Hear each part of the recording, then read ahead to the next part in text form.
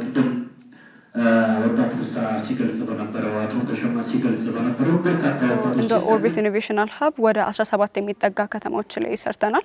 በዋነኝነት አማራ ክልል፣ ጎንደር፣ ባህር ዳር፣ ኮምቦልቻ፣ አሁን ደግሞ እዚህ ላሊበላ እንገኛለን። እስካሁን ወደ 6 የሚጠጋ ራውንድ አድርገናል። በዚህ ፕሮግራም 3 ዘርፍ ላይ እንሰራለን። ለአዳዲስ ሀሳቦች ያሏቸው ቢዝነሶች ወይም ስታርታፖች ላይ ሰፖርት እናደርጋቸው አሉ።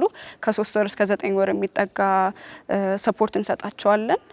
ከትሬኒንግ ጀምሮ እስከ ኮቺንግ እና መጨረሻ ላይ ደግሞ የፋይናንስ ድጋፍ እናደርግላቸዋለን። በብድርም አገልግሎት ወይም በግራንት አገልግሎት ይሰጣቸዋል። እነዚህ ቢዝነሶች ይባላል። ሌላው ደግሞ የዲጂታል ማርኬት ሊንኬጅ አለ ወይም ዲጂታል ገበያ ትስስር። እነሱ ደግሞ ወደ 100 ሺህ የሚጠጋ የኤምኤስኤምኢዎች ላይ ሰፖርት እናደርጋቸው አለ።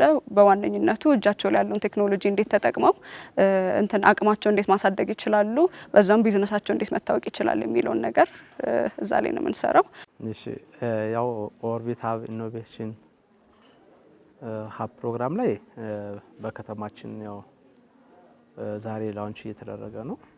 ይሄ መደረጉ ደግሞ ሁሉም ባለድርሻ አካላት ጋር በተለይ በባለቤትነት መስራት የሚገባቸው አካላት ሁሉም እዚህ ተገኝተው ስለ ፕሮጀክቱ በዋናነት ማወቅ መቻል ያለብንን ግንዛቤ የሚፈጠርበት ሂደት ነው ዛሬ የተፈጠረልን። ይሄ መደረጉ ደግሞ አጠቃላይ ከተማ ውስጥ ያሉ ከስራ እድል ፈጠራ ጋር በተያያዘ ብዙ ስራዎችን እንሰራለን ብለን እናስባለን። ሰውም ያው ሀብት እውቀት ሲኖርህና የምታስፈጽመው ፋይናንሻል ችግር ይኖርሃል። ካመረቱት በኋላ ወዴት ነው ገበያ ተደራሽ ማድረገው የሚል ነገር አለና እነዚህ ነገሮች ኢዝሊ በቀላሉ መፍታት የምንችልበት የስልጠና ፕሮግራም ነው ማለት ነው።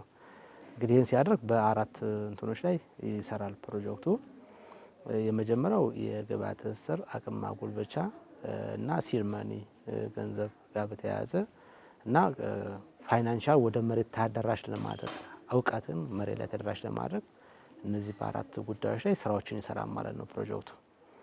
ይህን በመስራቱ ከተማችን ውስጥ ያሉ እውቀቱ ያላቸው ግንዛቤው ያላቸው ግን ወደ ስራ መግባት ያልቻሉትን ወደ ስራ ለማስገባት አለርት ለማድረግ ወሳኝ ነው ብለን እንግዲህ ዛሬ የጀመርነው ፕሮግራማችን ማለት ነው።